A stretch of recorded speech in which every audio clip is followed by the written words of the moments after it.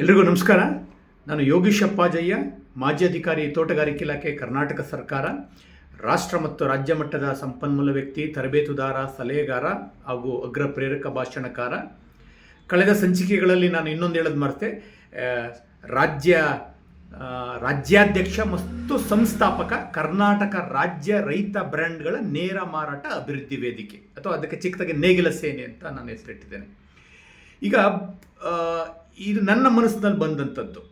ಈ ಒಂದು ಯೋಜನೆಯನ್ನು ಬಹುತೇಕ ಸರ್ಕಾರ ಅನುಷ್ಠಾನಕ್ಕೆ ತಂದರೆ ಖಂಡಿತವಾಗಿ ಹೇಳ್ತೀನಿ, ನಾನೇನು ಮಾರುಕಟ್ಟೆ ಕ್ರಾಂತಿ ಆಗಬೇಕು, ಮಾರುಕಟ್ಟೆ ಸಮಸ್ಯೆ ಅಂತೇನು ಪ್ರಸ್ತಾಪ ಮಾಡ್ತಾ ಇದ್ದೆ. ಅದರಲ್ಲಿ ಭಾಳಷ್ಟು ಪರಿಹಾರಗಳಿದೆ. ಇದೊಂದೇ ನಾನು ಹೇಳಂಥದ್ದೇ ಒಂದೇ ಪರಿಹಾರ ಅಂತಲ್ಲ. ಬಹುತೇಕ ಈಗ ಹೇಳಂತ ಈ ಒಂದು ಯೋಜನೆಯನ್ನು ಸರ್ಕಾರ ಅನುಷ್ಠಾನ ಮಾಡಿದ್ರೆ ಖಂಡಿತವಾಗಿಯೂ ಸಹ ಎಷ್ಟೋ ಮಟ್ಟಕ್ಕೆ ಅಥವಾ ದೊಡ್ಡ ಮಟ್ಟದಲ್ಲಿ ಕೃಷಿಕರಿಗೆ ಮಾರುಕಟ್ಟೆ ನಿಟ್ಟಿನಲ್ಲಿ ಭಾಳಷ್ಟು ಅನುಕೂಲ ಆಗುತ್ತೆ, ಅಥವಾ ರೈತರನ್ನು ಮಾರುಕಟ್ಟೆಯಲ್ಲಿ ಗೆಲ್ಲಿಸ್ಬೋದು ಅನ್ನೋಂಥದ್ದು ನನ್ನ ಪ್ರಾಯೋಗಿಕ ಅನುಭವದ ಆಧಾರದ ಮೇಲೆ ನಾನು ಹೇಳ್ತಾ ಇರೋಂಥದ್ದು. ಈಗ ನಾವೆಲ್ಲ ಕೇಳಿದ್ದೀವಿ, ರೈತರಿಂದ ನೇರ ಮಾರಾಟ ಅಲ್ಲಲ್ಲಿ ನಡೀತಾ ಇದೆ. ರೈತ ಸಂತೆಗಳು ಅಂತ ನಡೀತಾ ಇದೆ, ಉತ್ಪಾದಕರಿಂದ ಗ್ರಾಹಕರಿಗೆ ಅಂತ ಅಲ್ಲಲ್ಲಿ ಕೆಲವು ಸಂಘ ಸಂಸ್ಥೆಗಳು ಅದನ್ನು ಮಾಡ್ತಾ ಇದ್ದಾರೆ, ಅಥವಾ ಇಲಾಖೆಗಳು ಸಹ ಬೇರೆ ಬೇರೆ ಯೋಜನೆಗಳಲ್ಲಿ ಅವಾಗವಾಗ ಮಾಡ್ತಾ ಇರ್ತಾರೆ. ಆದರೆ ನಾನು ಅದಕ್ಕೆ ಪೂರಕವಾಗಿಯೇ ಹೇಳ್ತೀನಿ, ಈ ಯೋಜನೆ ವಿಭಿನ್ನವಾಗಿರಬೇಕು. ಯೋಜನೆ ಹೆಸರು ಉತ್ಪಾದಕರಿಂದ ಗ್ರಾಹಕರಿಗೆ ನೇರ ಮಾರಾಟ ಮಾದರಿ ಗ್ರಾಮಗಳು ಅನ್ನೋದು ಈ ಯೋಜನೆ ಹೆಸರು. ನನಗೆ ತೋಚಿದೆ ಹೇಳ್ತಾ, ಆನಂತರ ಮತ್ತೆ ಸಂಬಂಧಪಟ್ಟಂಥ ಇಲಾಖೆಗಳು ಅಥವಾ ಸರ್ಕಾರ ಅದಕ್ಕೆ ಬೇರೆ ಯಾವುದಾದ್ರು ಹೆಸರು ಇಟ್ಕೊಳ್ಳಿ. ಉತ್ಪಾದಕರಿಂದ ಗ್ರಾಹಕರಿಗೆ ನೇರ ಮಾರಾಟ ಮಾದರಿ ಗ್ರಾಮಗಳು ಅಂತ. ಇದು ಗ್ರಾಮ ಮಟ್ಟದಲ್ಲೇ ಆಗಬೇಕು. ಇದು ದೊಡ್ಡ ಮಟ್ಟದಲ್ಲಿ ಎಷ್ಟೋ ಸಲ ಏನಾಗುತ್ತೆ ಅಂದರೆ, ಬದಲಾವಣೆ ಅನ್ನೋಂಥದ್ದು ಯಾವಾಗಲೂ ತಳಮಟ್ಟದಲ್ಲಿ ಬದಲಾವಣೆ ಆಗಲಿ ಅಥವಾ ಅಳವಡಿಕೆ ಆಗಲಿ ಯಾವಾಗಲೂ ತಳಮಟ್ಟದಲ್ಲಿ ಆದಾಗಲೇ ಅದು ಪರಿಣಾಮಕಾರಿಯಾಗಂಥದ್ದು.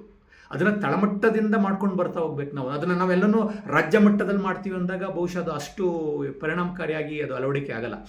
ಈ ಒಂದು ಯೋಜನೆಯ ಇದು ಯಾವ ರೀತಿ ಇರಬೇಕು ಅಂತಂದರೆ, ನಾನು ಹೇಳಂಥದ್ದು ಅದು ಎಲ್ಲ ಇಲಾಖೆಗಳು. ಈಗ ನಾವು ಸಹ ಸಾಮಾನ್ಯವಾಗಿ ನಾವು ಇಲಾಖೆಯಲ್ಲಿ ಇದ್ದಾಗ 1999 2007 ಇಸ್ವಿಲಿ ಇದ್ದಾಗ, ಅಥವಾ ಬೇರೆ ಬೇರೆ ತರಬೇತಿ ಕಾರ್ಯಕ್ರಮಗಳಲ್ಲಿ ಎಲ್ಲರೂ ಹೇಳ್ತಾರೆ, ಬಹುಶಃ ರೈತರು ನೀವು ಕೇಳಿರ್ತೀರ, ಸಂಬಂಧಪಟ್ಟಂಥ ಇಲಾಖೆಗಳು, ಕೃಷಿ ವಿಶ್ವವಿದ್ಯಾನಿಲಯದ ವಿಜ್ಞಾನಿಗಳಿರ್ಬೋದು, ಅಥವಾ ಕೃಷಿ ಕ್ಷೇತ್ರದಲ್ಲಿ ಸಂಬಂಧಪಟ್ಟಂಥವ್ರು ಎಷ್ಟೋ ಜನ ಹೇಳ್ತಿರ್ತಾರೆ. ಎಲ್ಲ ಕಾರ್ಯಕ್ರಮಗಳನ್ನ ನಾವು ಹೇಳ್ತಾ ಇರ್ತೀವಿ, ಸಮಗ್ರ ಕೃಷಿ ಪದ್ಧತಿಗಳನ್ನ ಅಳವಡಿಸ್ಕೊಳ್ಬೇಕು, ಏಕ ಬೆಳೆ ಪದ್ಧತಿ ಅಳವಡಿಸ್ಕೊಳ್ಬಾರ್ದು, ಕೃಷಿ ಮತ್ತು ಪೂರಕ ಕಸುಬುಗಳು, ಕೃಷಿ ಇರ್ಬೋದು, ಅಂದರೆ ಒಬ್ಬ ರೈತನ ಜಮೀನಿಗೆ, ಹೊಲಕ್ಕೆ ಅಥವಾ ಗದ್ದೆಗೆ ಇದಕ್ಕೆ ನಾವು ಹೋದಾಗ ಅಲ್ಲಿ ಕೃಷಿ ಬೆಳೆಗಳಿರಬೇಕು, ತೋಟಗಾರಿಕೆ ಬೆಳೆಗಳಿರಬೇಕು, ಅರಣ್ಯ ಜಾತಿಯ ಮರಗಳಿರಬೇಕು, ಆಡು ಸಾಕಾಣಿಕೆ ಇರ್ಬೋದು, ಅಥವಾ ಪಶು ಸಂಗೋಪನೆಯ ಕೆಲವು ಘಟಕಗಳಿರಬೇಕು, ಅಣಬೆ ಕೃಷಿ ಇರ್ಬೋದು, ಜೇನು ಕೃಷಿ ಇರ್ಬೋದು, ಅಥವಾ ಮೀನು ಸಾಕಾಣಿಕೆ ಇರ್ಬೋದು. ಒಟ್ಟಾರೆ ಸಮಗ್ರ ಕೃಷಿ ಪದ್ಧತಿಗಳನ್ನ ಅಳವಡಿಸ್ಕೊಳ್ಬೇಕು ಅಂತ ನಾವು ಸಹ ಭಾಳಷ್ಟು ಕಾರ್ಯಕ್ರಮಗಳಲ್ಲಿ ಹೇಳ್ತಾ ಇರ್ತೀವಿ, ಭಾಳಷ್ಟು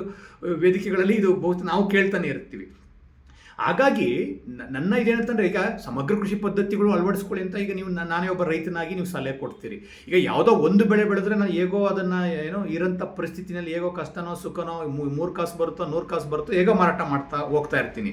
ಈಗ ನಾನು ಸಮಗ್ರ ಕೃಷಿ ಪದ್ಧತಿಗಳನ್ನ ಅಳವಡಿಸ್ಕೊಂಡಾಗ ನಾನು ಒಂದು ಬೆಳೆ ಮಾರೋಂಥವ್ನು ಹೆಂಗೋ ಮಾರ್ಕೊಂಡಿದ್ದೆ, ಈಗ ಅಷ್ಟೂ ಬೆಳೆಗಳು ಬರ್ತದೆ.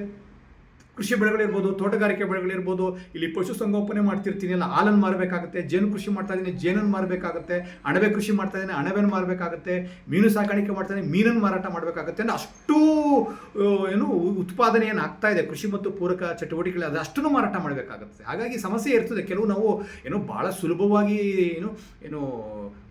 ತರಬೇತಿ ಕೊಡುವಾಗ ಅಥವಾ ಮಾತಾಡೋಂಥದ್ದೇ ಬೇರೆ, ಆದರೆ ತಳಮಟ್ಟದಲ್ಲಿ ಅನುಭವಿಸಿ ಮಾತಾಡೋಂಥದ್ದು ಬೇರೆ. ಹಾಗಾಗಿ ಇದನ್ನು ಯಾಕೆ ತಳಮಟ್ಟದಲ್ಲಿ ಗ್ರಾಮ ಮಟ್ಟದಲ್ಲಿ ಆಗಬೇಕು ಅಂದಾಗ, ಈಗ ನಾನು ಮನವಿ ಮಾಡ್ಕೊಳ್ತಾ ಇರೋಂಥದ್ದು ಎಲ್ಲ ಇಲಾಖೆಗಳಿರ್ಬೋದು, ಅಥವಾ ವಿಶ್ವವಿದ್ಯಾನಿಲಯಗಳಿರ್ಬೋದು, ಅಥವಾ ಸಂಶೋಧನಾ ಕೇಂದ್ರಗಳು, ಎಲ್ಲರಿಗೂ ನಾನು ಮನವಿ ಮಾಡ್ಕೊಳ್ತಾ ಇದ್ದೀನಿ. ಏನು ಅಂತ ಅಂದರೆ, ದಯಮಾಡಿ ಕರ್ನಾಟಕ ರಾಜ್ಯದಲ್ಲಿ ಒಂದು ಗ್ರಾಮನ ಆಯ್ಕೆ ಮಾಡ್ಕೊಳ್ಳಿ. ಮೊದಲನೇದಾಗಿ ಒಂದು ಗ್ರಾಮ.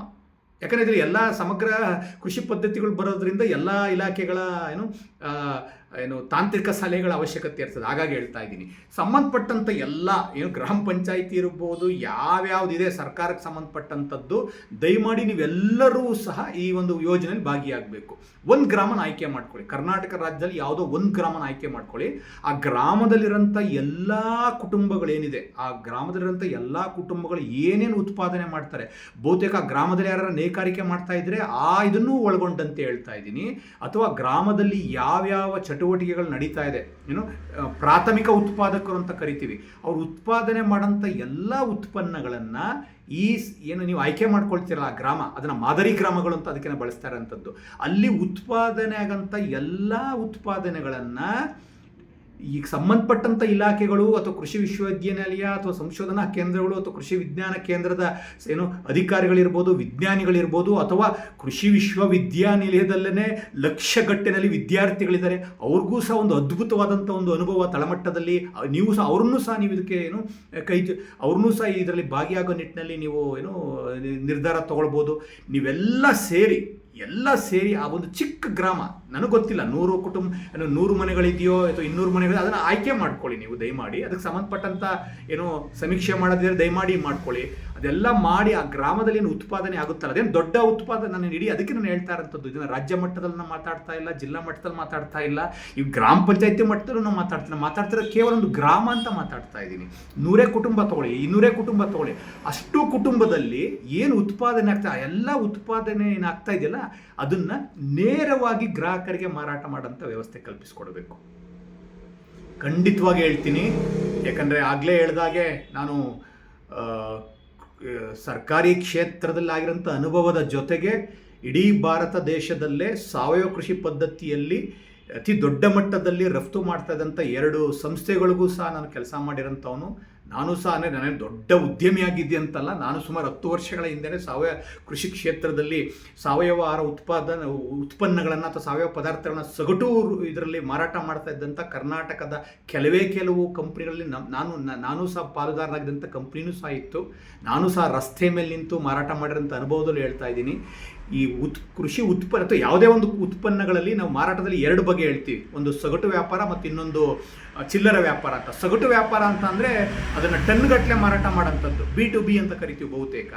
ಇನ್ನು ಚಿಲ್ಲರೆ ವ್ಯಾಪಾರ ಅನ್ನೋಂಥದ್ದು ಚಿಲ್ಲರೆ ರಿಟೇಲ್ ಬಿಸ್ನೆಸ್ ಅಂತ ಕರಿತೀವಿ, B2C ಅಂತ ಕರಿತೀವಿ, ನೇರ ಗ್ರಾಹಕರಿಗೆ ಮುಟ್ಟಂಥದ್ದು.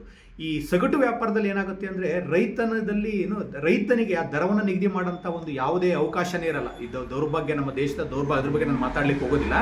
ಆದರೆ ಗ್ರಾಹಕರಿಗೆ ನಾವು ಮಾರಾಟ ಮಾಡ್ತೀವಿ ಅಂತ ಅಂದಾಗ ನಾವು ಬೆಲೆನ ನಿಗದಿ ಮಾಡಲಿಕ್ಕೆ ಅವಕಾಶ ಇರ್ತದೆ. ಹಾಗಾಗಿ ಭಾಳಷ್ಟು ಕಾರ್ಯಕ್ರಮ ನಾನು ಹೇಳ್ತಾ ಇರ್ತೀನಿ. 100 ಟನ್ನು ನಾವು ಮಾಮೂಲು ಮಾರುಕಟ್ಟೆಯಲ್ಲಿ ಮಾರಾಟ ಮಾಡೋರು ಪರವಾಗಿಲ್ಲ, 100 kg ಆದರೂ ಸಹ ನೀವು ಚಿಲ್ಲರೆ ರೂಪದಲ್ಲಿ ನೇರ ಗ್ರಾಹಕರಿಗೆ ಮಾರಾಟ ಮಾಡಿ ಅಲ್ಲಿ ನಿಜವಾದ ಲಾಭ ಬರುತ್ತೆ ಅಂತ ನಾನು ಭಾಳಷ್ಟು ಕಾರ್ಯಕ್ರಮಗಳು ಹೇಳ್ತಾ ಇರ್ತೀನಿ. ಈ ಯೋಜನೆಯ ಉದ್ದೇಶ ಏನಂತಂದರೆ ಯಾವಾಗ ನೀವು ಉತ್ಪಾದಕರನ್ನು ನೀವು ನೇರವಾಗಿ ಗ್ರಾಹಕರಿಗೆ ಸಂಪರ್ಕ ಮಾಡಿದಾಗ ಏನಾಗುತ್ತೆ ಅಂದರೆ ರೈತನ ಬೆವರಿಗೆ ಅನುಗುಣವಾಗಿ ಅಥವಾ ಅವನು ಪಟ್ಟಂಥ ಶ್ರಮ ಅಥವಾ ಅವನು ಆಗ್ತಂಥ ಸಮಯಕ್ಕೆ ಅನುಗುಣವಾಗಿ ಅವನಿಗೆ ಲಾಭ ಸಿಗುತ್ತೆ. ಯಾಕಂದರೆ ಇಲ್ಲಿ ನಾವು ನೇರ ಗ್ರಾಹಕರಿಗೆ ಮಾರಾಟ ಮಾಡ್ತಾ ಇರೋಂಥದ್ದು. ಹಾಗಾಗಿ ಈ ಒಂದು ಉತ್ಪಾದಕರಿಂದ ಗ್ರಾಹಕರಿಗೆ ನೇರ ಮಾರಾಟ ಮಾದರಿ ಗ್ರಾಮಗಳು ಅಂತ ಏನು ಯೋಜನೆ ಇದೆಯಲ್ಲ, ದಯಮಾಡಿ ಸಂಬಂಧಪಟ್ಟಂಥ ಇಲಾಖೆಗಳು ಅಥವಾ ಸಂಬಂಧಪಟ್ಟಂಥ ಕೃಷಿ ವಿಜ್ಞಾನ ಕೇಂದ್ರಗಳು ಅಥವಾ ಸಂಶೋಧನಾ ಕೇಂದ್ರಗಳು ಅಥವಾ ಕೃಷಿ ಮತ್ತು ಪೂರಕ ವಿಷಯಗಳಿಗೆ ಸಂಬಂಧಪಟ್ಟಂಥ ವಿಶ್ವವಿದ್ಯಾನಿಲಯಗಳಿದೆಯಲ್ಲ, ದಯಮಾಡಿ ಈ ನಿಟ್ಟಿನಲ್ಲಿ ಚಿಂತೆ ಮಾಡಿ ಗ್ರಾಮದ ಇಡೀ ರಾಜ್ಯದಲ್ಲಿ ಒಂದೇ ಒಂದು ಗ್ರಾಮನ ಆಯ್ಕೆ ಮಾಡ್ಕೊಳ್ಳಿ. ಒಂದೇ ಒಂದು ಪೈಲಟ್ ಮಾದರಿ ಅಂತ ಏನು ಕರಿತೀವಲ್ಲ, ಪೈಲಟ್ ಮಾದರಿಯಲ್ಲಿ ಅಂತ. ಹಾಗಾಗಿ ಒಂದು ಗ್ರಾಮದಲ್ಲಿ ಈ ಒಂದು ಯೋಜನೆಯನ್ನು ಅಳವಡಿಕೆ ಮಾಡಿ, ಅಂದರೆ ಯಾವ ರೀತಿ ಇರಬೇಕಂದ್ರೆ ಸಮಗ್ರ ಕೃಷಿ ಪದ್ಧತಿಗಳನ್ನ ಆ ಗ್ರಾಮದಲ್ಲಿ ಅಳವಡಿಸಿ ಅವ್ರೇನು ಉತ್ಪಾದನೆ ಮಾಡ್ತಾ ಇದ್ರಲ್ಲ ಅದನ್ನು ನೇರ ಗ್ರಾಹಕರಿಗೆ ಮಾರಾಟ ಮಾಡೋ ನಿಟ್ಟಿನಲ್ಲಿ ಅದೇ ನೇರ ಮಾರಾಟ ಮಾಡೋದ್ರವರೆಗೂ ಸಂಬಂಧಪಟ್ಟಂಥವ್ರು ಎಲ್ಲರೂ ಬೆಂಬಲ, ಅಂದರೆ ಆ ಮಾರಾಟನೂ ಆಗಿ ಹಣ ಆ ಉತ್ಪಾದಕನ ಕಿಸೆಗೆ ಅಥವಾ ಜೇಬಿಗೆ ಹೋಗ್ಬೇಕು. ಅಲ್ಲಿವರೆಗೂ ಈ ಯೋಜನೆ ಪ್ರತಿ ಹಂತದಲ್ಲೂ ಸಹ ನೀವು ಅವರಿಗೆ ಸಂಬಂಧಪಟ್ಟಂಥ ತಾಂತ್ರಿಕ ವಿಷಯದಿಂದ ಹಿಡಿದು ಎಲ್ಲ ರೀತಿಯ ನೆರವು ಕೊಡೋಂಥ ಒಂದು ಯೋಜನೆ ಅನುಷ್ಠಾನ ಮಾಡಿದ್ರೆ ಬಹುತೇಕ ಈ ರೀತಿ ಇದು ಭಾಳ ಸರಳ ಅನಿಸುತ್ತೆ, ಆದರೆ ಭಾಳ ಸೂಕ್ಷ್ಮವಾಗಿ ಇದನ್ನು ಆಲೋಚನೆ ಮಾಡಿದ್ರೆ ಈ ಯೋಜನೆ ಏನಾದ್ರು ಸರ್ಕಾರ ಅನುಷ್ಠಾನಕ್ಕೆ ತಂದರೆ, ಯಾಕಂದರೆ ಈಗಿರೋಂಥ ಯೋಜನೆಗಳೇನಾಗ್ತಿದೆ ಅಂದರೆ ಅಲ್ಲೆಲ್ಲೋ ಒಂದು ಗೊಬ್ಬರಕ್ಕೆ ರಿಯಾಯಿತಿ ಕೊಡುವಂಥದ್ದು, ರಿಯಾಯಿತಿ ದರದಲ್ಲಿ ಕೊಡೋಂಥದ್ದು, ಇಲ್ಲಿ ಯಾವುದೋ ಕೀಟನಾಶಕಕ್ಕೆ ಕೊಡೋಂಥದ್ದು, ಇನ್ಯಾವುದೋ ಶಿಲೀಂಧ್ರನಾಶಕಕ್ಕೆ ಕೊಡೋಂಥದ್ದು, ಅಲ್ಲೆಲ್ಲೋ ನೀರಾವರಿಗೆ ಕೊಡೋಂಥದ್ದು, ಅಥವಾ ಇಲ್ಲೆಲ್ಲೋ ಒಂದು ಸಂಸ್ಕರಣಾ ಘಟಕ ಕೊಡೋಂಥದ್ದು. ಏನಾಗ್ತಿದೆ ಅಂದರೆ ಅದು ಸಂಪೂರ್ಣ ಮಾರಾಟ ಆಗುವವರೆಗೂ ಅದು ರೈತರಿಗೆ ಅನುಕೂಲ ಆಗ್ತಿಲ್ಲ, ಕೇವಲ ಉತ್ಪಾದನೆಗೆ ಮಾತ್ರ ಸೀಮಿತ ಆಗ್ತಾ ಇದೆ. ಹಾಗಾಗಿ ಈ ಯೋಜನೆಯಲ್ಲಿ ಉತ್ಪಾದನೆಯಿಂದ ಹಿಡಿದು ನೇರ ಮಾರಾಟ, ಅದನ್ನು ಹೇಳ್ತಾ ಇದ್ದೀನಿ, ಗ್ರಾಹಕರಿಗೆ ನೇರ ಮಾರಾಟ ಆಗೋಂಥ ವ್ಯವಸ್ಥೆ ಆಗಬೇಕು ಈ ಯೋಜನೆಯಲ್ಲಿ. ಹಾಗಾಗಿ ಈ ರೀತಿಯ ಯೋಜನೆ ಏನಾದರೂ ಸರ್ಕಾರ ಅನುಷ್ಠಾನಕ್ಕೆ ತಂದು ಇಡೀ ಕರ್ನಾಟಕ ಬೇಡ, ಬಹುತೇಕ ನನ್ನನ್ನು ಕೇಳೋದಾದರೆ ಒಂದೊಂದು ಜಿಲ್ಲೆಗಳಲ್ಲಿ ಅಥವಾ ಒಂದೊಂದು ತಾಲೂಕುಗಳಲ್ಲೂ ಸಹ ಒಂದೊಂದು ಮಾದರಿ ಗ್ರಾಮಗಳನ್ನ ಏನಾದ್ರು ಈ ನಿಟ್ಟಿನಲ್ಲಿ ನಾವು ನಿರ್ಮಾಣ ಮಾಡಿದ್ದೇ ಆದಲ್ಲಿ, ಅಥವಾ ಈ ಮಾರುಕಟ್ಟೆ ಕೊಂಡಿಯನ್ನು ಬೆಸೆಯಂಥ ಉತ್ಪಾದಕರಿಗೂ ಮತ್ತು ಗ್ರಾಹಕರಿಗೂ ನೇರ ಕೊಂಡಿ ಬೆಸೆಯಂಥ ಒಂದು ವ್ಯವಸ್ಥೆ ಮಾಡಿದ್ಯಾ ಅದರಲ್ಲಿ ಇದನ್ನು ಏನು ಮಾಡೋದೇನು ದೊಡ್ಡ ರಾಕೆಟ್ ವಿಜ್ಞಾನ ಏನಲ್ಲ, ಖಂಡಿತ ಇದು ಮಾಡಲಿಕ್ಕೆ ಸಾಧ್ಯತೆಗಳಿದೆ. ಈ ಯೋಜನೆಯನ್ನು ಏನು ವಿಭಿನ್ನ ನಿಟ್ಟಿನಲ್ಲಿ ಚಿಂತನೆ ಮಾಡಿ ಅನುಷ್ಠಾನ ಮಾಡಬೇಕು.